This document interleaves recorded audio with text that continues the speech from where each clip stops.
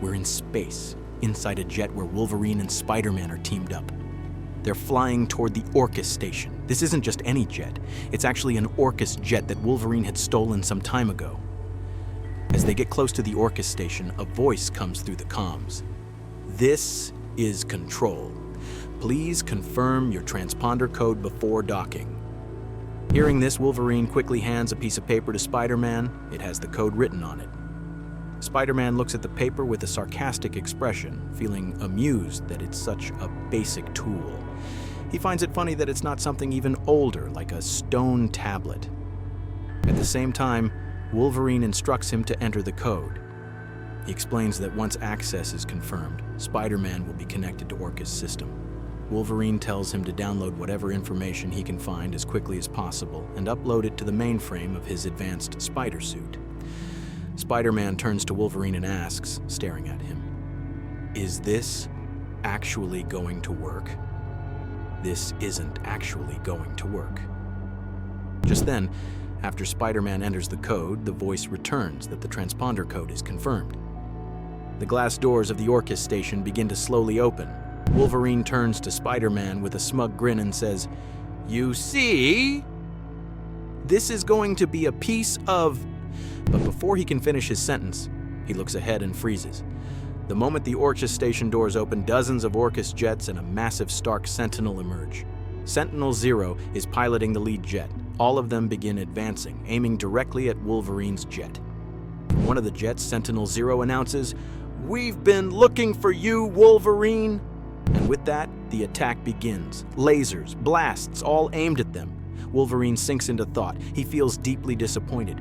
Orcus has destroyed his country and erased mutant kind from the face of the earth. He has been on the run for months, taking help wherever he can find it. He feels exhausted from everything, hiding in shadows, settling for small wins, and forcing himself to swallow his rage like it's a shot of battery acid. Stealing the jet feels like the moment he has been waiting for. But now, he starts to think that maybe he has just messed everything up. While Wolverine is lost in thought, he notices the roof of the jet cracking badly. The Orcus jets and Sentinels have fired so much at them that the hull can't take it anymore. Spider-Man quickly unbuckles his seatbelt and starts to get up while Wolverine yells at him, warning that this isn't exactly the best time to unbuckle. Flames are creeping across the rear of the jet. It's spinning out of control and starting to fall fast. Spider-Man ignores Wolverine and moves toward the back of the jet. He sees the cracked hull and begins covering it with his web fluid, trying to keep the structure from breaking apart. Wolverine asks him, "How bad is it?"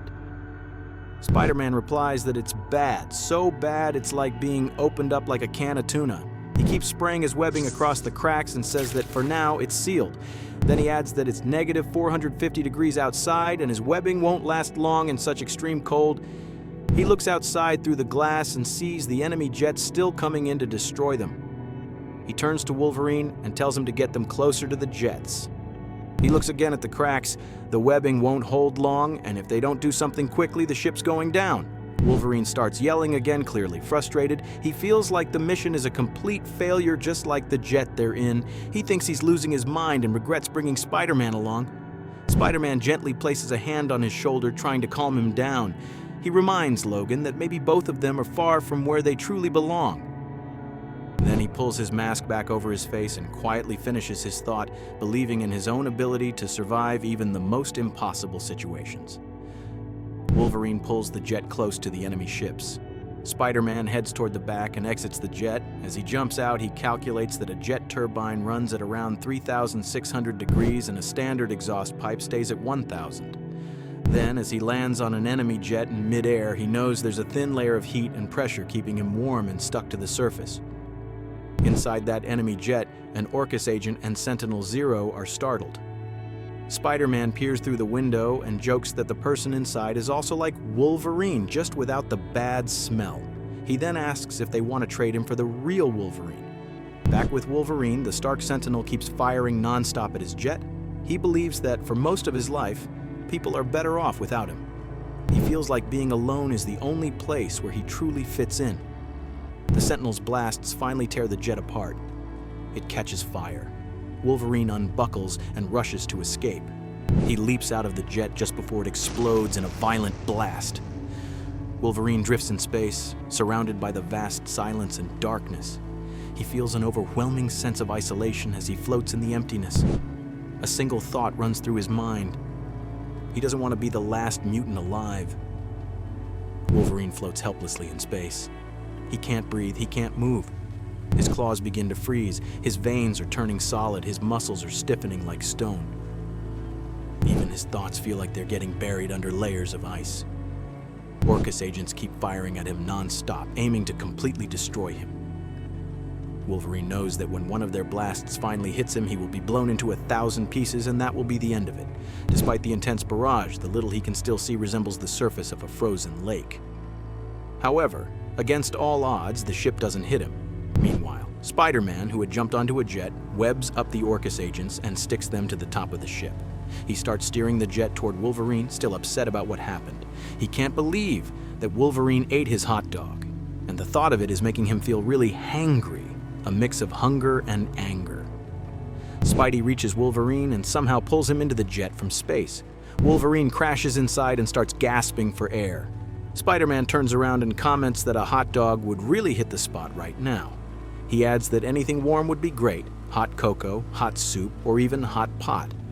He continues with a joke, saying that if he had anything warm, he would enjoy it himself, either drinking or eating it, while you just stand there and watch.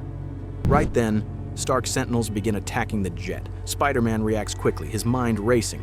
He decides he's officially done with the hot dog situation. The urgency of the moment hits him. They need to get off the jet and out of space. He feels a growing discomfort, his body craving solid ground beneath him, something real and steady. The unfamiliarity of being in space is starting to take its toll on him. At the same time, Spider-Man thinks about how he should escape with Wolverine and let the ship fly off in a different direction so Orcus will keep chasing the empty jet, thinking they're still on it.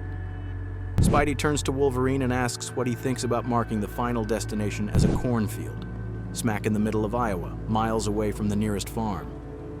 He believes that by the time anyone realizes they're not on board, they'll already be enjoying a Broadway show. He sets the ship's autopilot and picks up Wolverine. Just then, one of the Orcus agents stuck to the ceiling yells out, "Let us go!" Spider-Man reassures the person, telling them not to worry. He mentions that he is sure their xenophobic police state friends will arrive to take them away soon enough. With that, he opens a hatch using his webbing and jumps out, carrying Wolverine with him. As they fall through Earth's atmosphere, Spider-Man looks down at the city below, taking in the view. He remembers New York, thinking about its gang wars, pizza, and the warm subway steam that rises through the sidewalk grates. To warm up Wolverine, Spider-Man jokes about the experience of atmospheric re-entry, suggesting that it's the perfect way to cook beans. Swinging from building to building, Spider-Man feels confident in his abilities. He knows he's great at swinging, and he comments to Wolverine, reminding him of his own skills. He teases Wolverine, saying that while Wolverine is good at slashing, flying planes clearly isn't his strength. He adds that his old friend has definitely lost his way, but assures him that he's got his back. They land on a rooftop. Spider-Man sets Wolverine down gently and asks if he's okay. Wolverine, recovering but still cranky, says, "Screw me."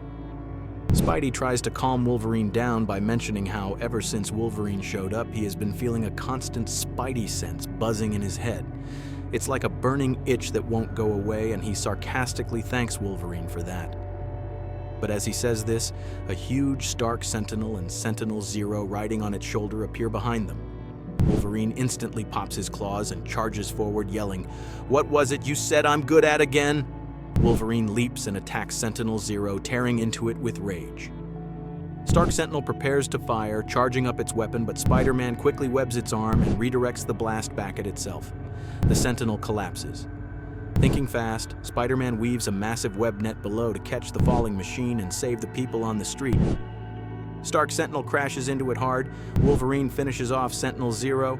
Spider-Man turns to Wolverine and tells him that he forgot to mention something. He explains that he didn't get much from the Orcus mainframe, but he did manage to get something. Whatever it is, he promises to share everything and see if it helps Wolverine's friends. Meanwhile, at an unknown location, Sage from X-Force talks to Black Tom Cassidy. She reminds him of the times they both felt lost, as if they were trying to figure out how to win a war that seemed impossible to win. Suddenly, Sage notices something on her tracking systems. Her web trawling algorithms have picked up some visuals of Logan in New York. Tom is shocked when he hears this and immediately wonders if Logan is still alive. Sage doesn't respond to that question. Instead, she immediately says, "Fire up the Bluebird. Let's go get ourselves a Wolverine."